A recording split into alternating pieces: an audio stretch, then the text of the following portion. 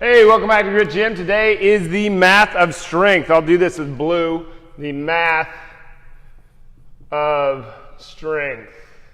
And this is where you guys get to see more of my amazing handwriting. But no, this is where we try to quantify strength down to something that we can actually, some tangible results so that we can be more, so that we can predict what we're actually going to get out of what we're putting into our efforts in the gym. And math is not really, the math of strength is not really that hard. And this is time tested, it's true stuff. It's stuff that we know is actually out there. And really in the strength and conditioning field, I think that this is a very, we tend to think that we know a lot about nutrition. No, we don't. We tend to think that we know a lot about mindset. No, we do not. And we tend to think that we know a little bit about recovery. We probably know just a little tiny bit about recovery. We know basically nothing about nutrition or mindset. No one has really come along and put together a good protocol for either one of those, a good strategy around it. And by good, I shouldn't say good. It's something that we can actually use, some tangible results to actually use. But we know a lot about strength and conditioning. We know a lot about strength and conditioning. Hey, we got a wave. Hey, it's Rachel. All right, so what is the math of strength? How are we doing this? What is Grit Gym? Well, Grit Gym is a personal training studio. It's a gym in Iowa City, Iowa, where we train people how to. My whole why, the why behind I do all of this stuff, is to inspire the experience that you want to live. I think everybody, to me, everybody is having they're having an experience in their life. What are you going to take with you when you go? You're not going to take your body. You're not going to take your money. You're not going to take anything that you did here. You're not going to take anything that you did here is going to stay here. And you're going to take your experience, though. And to me, everything comes down to the experience that you're going to live. And you cannot live the greatest experience that you possibly can have without health. And I'm not a health coach. I am a strength and conditioning coach. I teach people how to get strong in a way that is conducive with the way that they need to perform. Whether that's back when I trained Division I football players, it was to be big, fast, strong. Okay, and when I train moms, it's to be able to do the mom thing. When I train entrepreneurs, it's about being able to do the entrepreneur thing. It's about having the energy to be able to go out and do that stuff and to never be injured to bog them down from the job that they find most important to them. And I think we could all agree that being a parent is probably the most important job that you're ever going to have, if you do happen to be a parent. But what is the math of strength?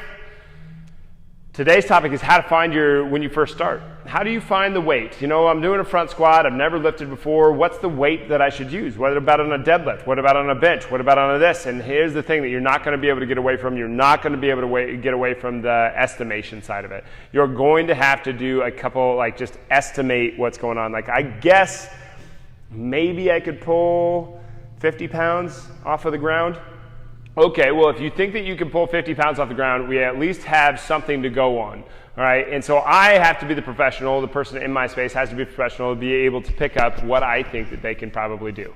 And what I do is, let's say I think that somebody comes in here. I'm going to use blue today. Somebody comes in here, and I think they can probably do 200 pounds on a deadlift.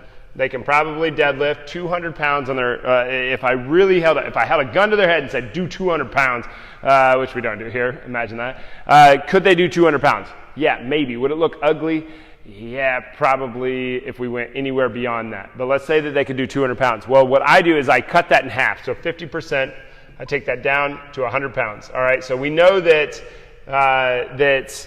they're not going to start with 100 pounds. I'm not going to start them out with 100 pounds because we have to test this. So I take them down past 25% to 50 pounds.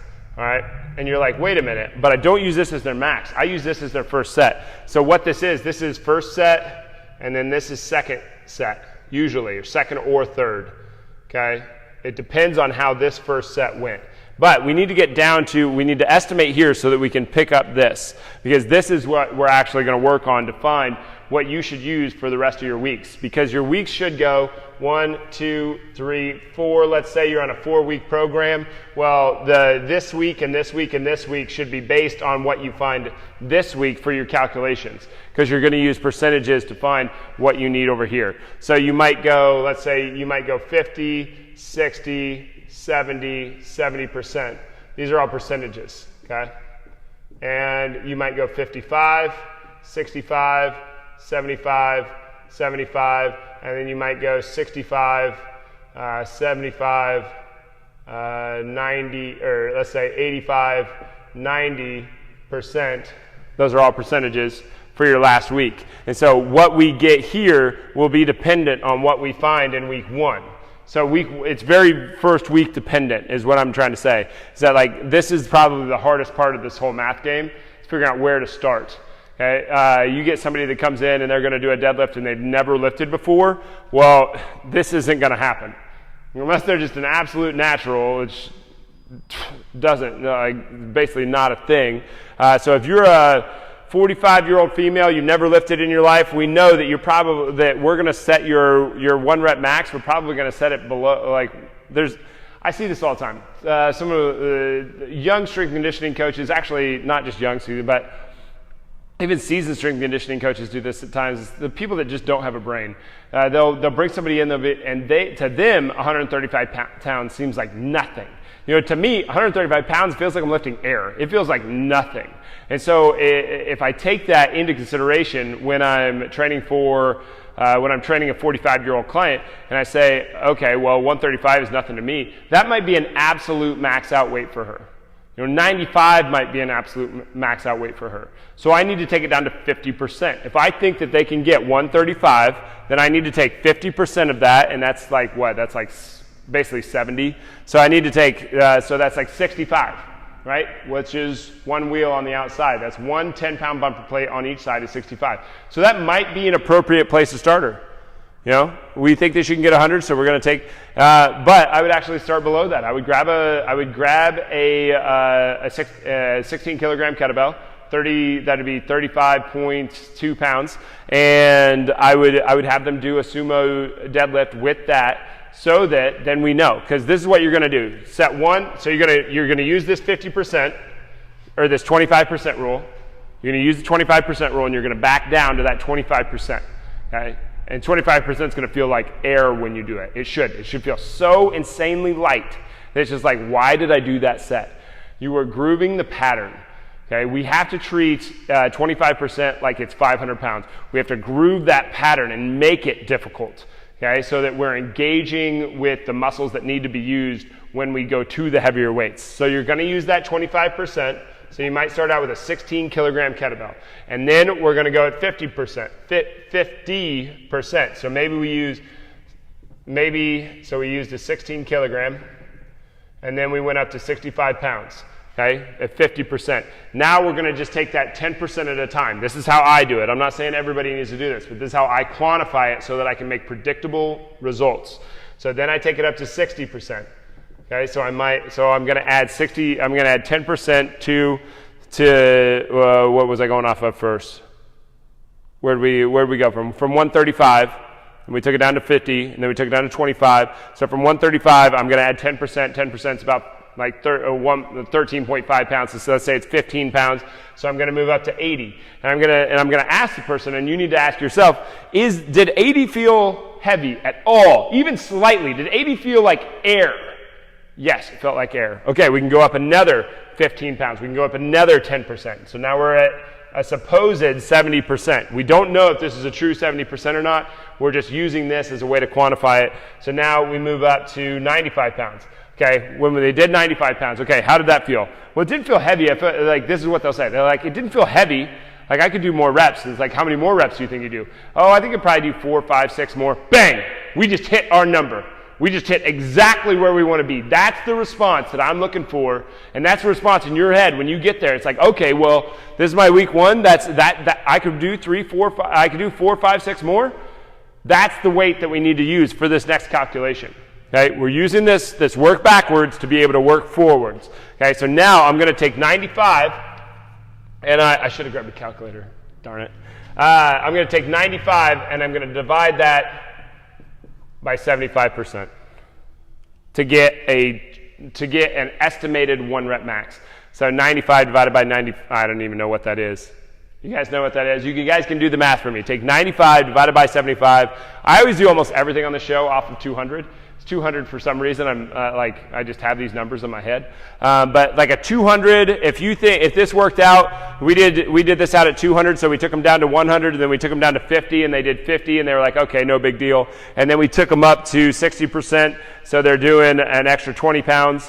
So now they're up to, well, then we went up to 100, and it still didn't feel, it still felt really light, and then we took them up to 120, and then we took them up to 140, and they're like, okay, I could have done 4, 5, 6 more. All right, 140 is the number. All right, you would take 140, and you would divide that by 75. I'm pretty sure that comes out to like a 225 or a 235, something like that, if I'm remembering right. I'm not doing the math right in my head. But anyway, that's the number. That equals your estimated 1 rep max. Not a true 1 rep max, but this is a very superior way to go about this. This 1 rep max is what we can put in to calculate out. So we didn't waste week 1. We used week 1 to find this number in order so that we could take that, whatever's 95 divided by 75%, we can take that number times 50%, times 60, times 70, times 70. And we can do that for each one of these so that when we get to here, we can do a true rep max.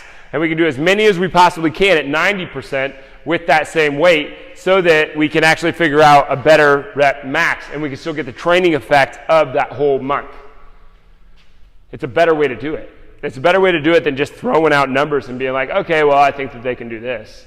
You have to quantify this somehow, and this is how I do it. I take it down to 20. I estimate, take it down to 25% as the starting weight, and then I go up just little by little until we find a weight where they say, yeah, it kind of felt like I had something in my hands, but I probably could have done 4, 5, 6 more. And then I take that number, I divide it by 75% in order to get a decent 1 rep max off of them, because that's about what that is. If somebody says, I think I can do about 4, 5, 6 more, they're probably at about 75% of their 1 rep max. Okay, probably pretty close. All right, so just divide it by 75% to get an idea of what their 1 rep max would be, so that I can do the math out for the rest of it. But how do you start with the math of strength? And this is one of the questions that we had. How do you start with the math of strength? Well, just to recap, take 25. You guess. You do a very loose guess. You just guess. I'm guessing that I can do X amount of weight.